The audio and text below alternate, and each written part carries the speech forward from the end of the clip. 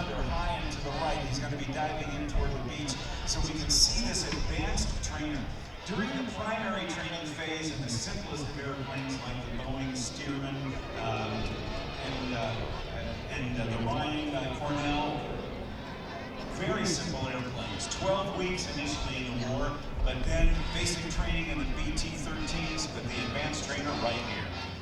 But this airplane in particular actually served a number of different countries and therefore came with some different names, Rob, which I find interesting and is still being talked about today. So the Canadians call it the Harvard. So you'll have to see it because these airplanes are still flying around the world right now, serving air shows, and also a lot of the civilian population who's fortunate enough to fly one of these airplanes. It will test your skill, to say the least. They call it the pilot maker for a reason. They do indeed. Tens of thousands of Allied pilots earned their wings in that airplane, and you heard that growl? That wasn't just the sound of the engine, that's the sound of the propeller tips going. They're making many sonic booms, Steph. Some of the things that the student pilots, the cadets, worked on to perfect their skills to move on to more complex. They would go from this two-seat airplane, they wouldn't have trainers for the P-51 or the P-47 or the P-38 or the P-40. They went right into single-seat aircraft. And the theory was because this aircraft posed challenges for the pilots to learn, and Rob, I'll have you talk about that as a pilot yourself, you really can speak knowledgeably there, but it was the unique aerodynamics and the landing gear configuration of this airplane that really taught pilots how to fly, so when they did step into a Mustang, they were better equipped for that particular aircraft performance handling and landing characteristics. That's very true. The landing gear on this is called a conventional gear. Unlike airliners that have tricycle landing gear arrangements, this has a tail wheel, so it sits back on its tail, but the landing gear, the main gear on the North American Texan, very close together. And it made it very challenging for a pilot to avoid the dreaded ground loop on landing. A very similar sort of analogy for you. Now make it go in the air fast, narrow your field of focus, and try to land it in the sky, right? Very, very, very challenging.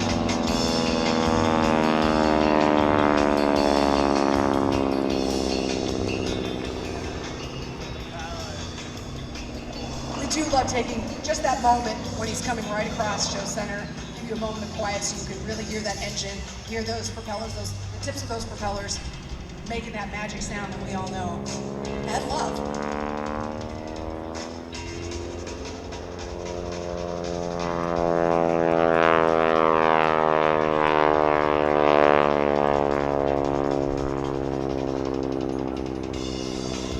That's what 600 horsepower will do. Now watch as Chris goes over the top.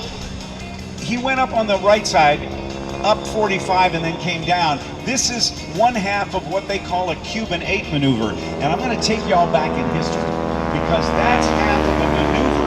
And with the winds, you can almost see what's going on.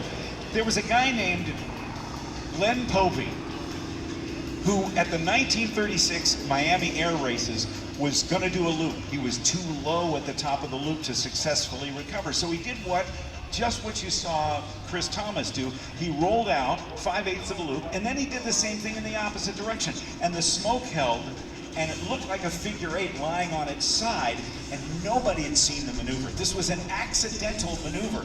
And he had also been training the Cuban Air Force pilots to fly aerobatics.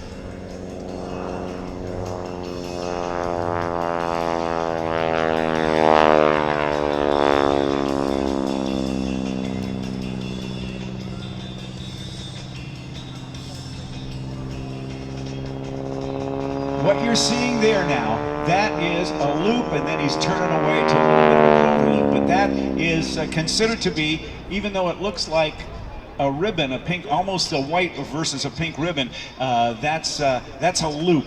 We'll see him do some rolls, and there's a roll coming up that he's going to do that is nicknamed the barrel roll. It's actually, I guess, officially named a barrel roll. You can see as the ribbon begins to break up in the wind that it is in fact a loop because you can see the front to the back moving differently. Here he comes.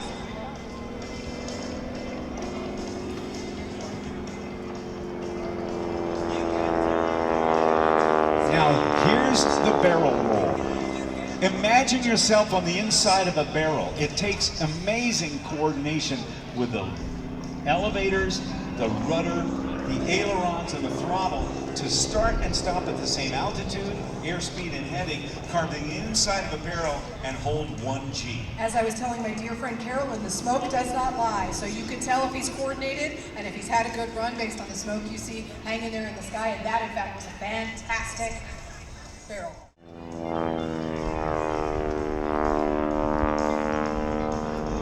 Here he comes with his 4-point hesitation roll, 90 degrees each turn with precision, exiting exactly where he wanted to be.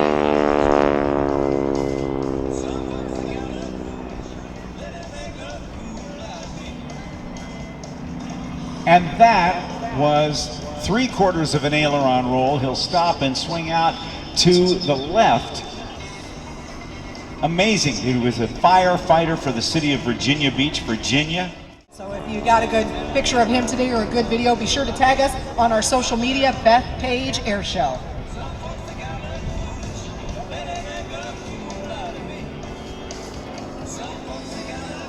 Chris really worked the energy because he's going to attempt something that is not easy in an airplane that's this heavy and with only 600 horsepower. It's a double loop.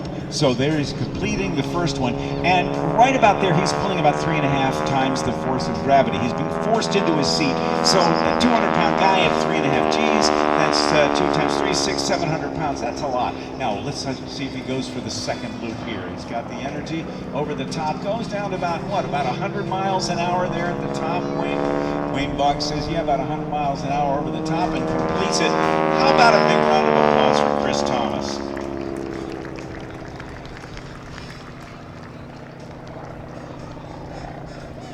He's having the best day out there performing for you. He is a long-time performer here at this show, working with the Skytypers.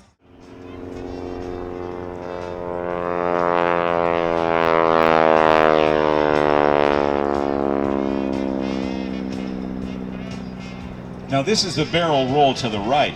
That's what we got. He makes it look so graceful. Is this what you were saying when he could fill his, you said iced tea, I suggested water might be a more appropriate choice because he's constantly doing a loaded roll, correct? There's always some G on his body? Yeah, you maintain 1 positive G, so even though he was upside down, if he pours the water into a glass from a pitcher while he's upside down, it'll still go to the bottom of the glass properly because he's maintaining like 1G, like we are here on the ground every moment.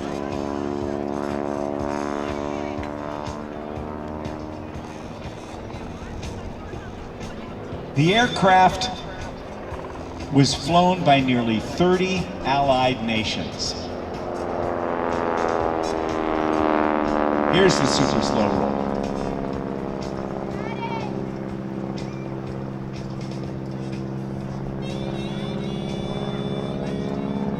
The Harvard was the name for the Royal Air Force and the Royal Canadian Air Force. The Royal Australian Air Force had a version of it that they modified a bit, called it the Whirlwind. It said 22,000, but the historian for North American aviation said we will never know because so many modifications were made. They were actually even made, some of these I believe were made in Canada. And that's it. Let's give a big round of applause for Chris Thomas, everybody, in Warbird Thunder.